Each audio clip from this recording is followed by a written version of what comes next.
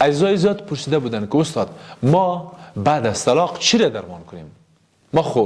ما خو چی کار کنیم؟ ما چی بفهمیم که با این طلاق با ما چی صدمه زد؟ چی درد داد؟ ما به یکی از برنامه ها گفته بودم که عبور از طلاق و گذشتن از طلاق، گذشتن پروسه طلاق و مرحله‌ای که بعد از طلاق اتفاق میفته وقت میخواه. و در او بحث گفته بودم که این وقت و این زمان اگر در کنار و بر اساس و تحت نظر یک روانشناس با تجربه در بخش طلاق و خانواده و زناشویی صورت بگیره، این وقت کم میشه، این وقت و یا این برآمدن سالم میشه دو. و سومی که پروسه و آسیبی که به فرد در این عبور زده شده او هم درمان میشه.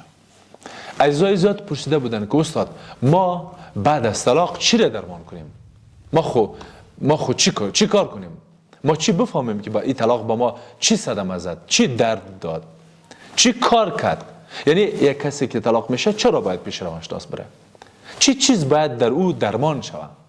چند چیز دوستا که باید او بعد از طلاق در مراجعه درمان شود، حل شود، تصفیه شود، باز شود و مرحلهش طی شود. یک، انکار یا قبول نکردن چیزی است که در فردی که طلاق گرفته یا طلاق داده زیاد دیده میشه. این پروسه و این قبول نکردن را روانشناس کمک میکنه و طرف قبول میکنه که بله نفر رفت، دیگه رفت، گذشت، او دیگه فعلا همسر ما عنوان و خطاب نمیشه. حتی جملاتی که به کار میره باید اصلاح شود. باید بگویه همسر سابقم، اکس هازبند، این رقم باید بگویه، این جملات را باید به کار ببره. اکس فلانیم، اکس باید که یک جای شود. همسر قبلیم، ازدواج اولیم، اگه زیاد خوشش نمیاد که از همسر بگویه. دومین چیزی که باید سرش کار شود ترس است. کدام ترس؟ ترس پرورش اولادا، ترس پیدا کردن کرایه، ترس غذا خوردن، ترسی که در آینده خود تانست یک زندگی بسازه. این چیزی است که با وفور در مراجعان ما دیده میشه، بسیار زیاد دیده میشه. این باید درمان شود. ترس یک اختلال است. فوبیاها باید در فرد درمان شود. فوبیا از ازدواج، فوبیا از بیچاره شدن، از درمانده شدن، از مسئله اولاد و امثال موارد باید در فرد درمان شود. 3. احساس گناه باید در فرد حل شود. احساس گناه خودش یک بیماری نیست، یک حالت، یک وضعیت و یک مورد در یک مرحله است که باید در فرد برش پرداخته شود. اگر فرد دچار احساس گناه است که چی گناه کرده، چی بد کرد که این رابطش سکلید، این رو باید حل کنه، باید سرش فکر کنه، جدی بگیره و تا که حلش کنه و از بین ببرش. 4.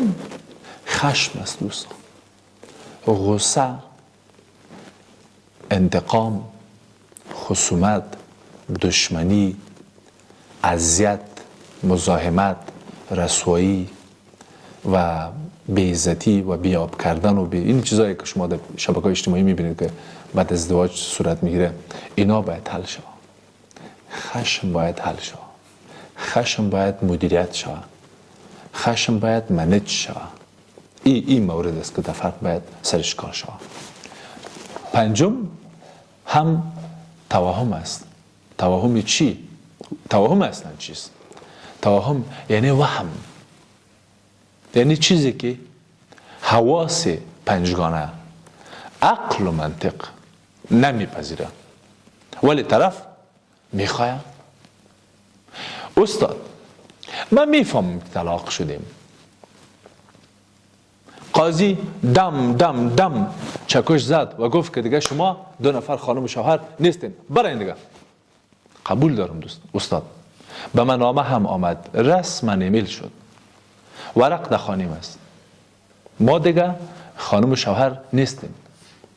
مولا شیخ آخوند هم به من گفت که شما دیگه خانم و شوهری که دیگه نیستین، دیدن شما و هر حرکت و رفتار شما دیگه برای یکی دیگه تان حرام هست. اما استاد دلم میفهمی چی میگه؟ و برش میگه بگو دلت چی میگه عزیزم؟ دلم میگه که بر میگرده، دلم میگه که ما دوباره ازدواج میکنیم، ما دوباره با هم خواب میشیم، ما دوباره با هم در پارک قدم میزنیم و ما دوباره در کنار ساحل و در کنار آب قه خنده میکنیم.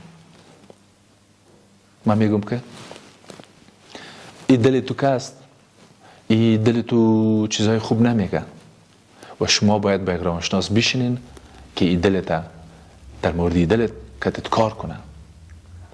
این توهماتت، این وهمایی که تو داری، اینا تعارضات و توهمات صرف در ذهن تو است عزیز.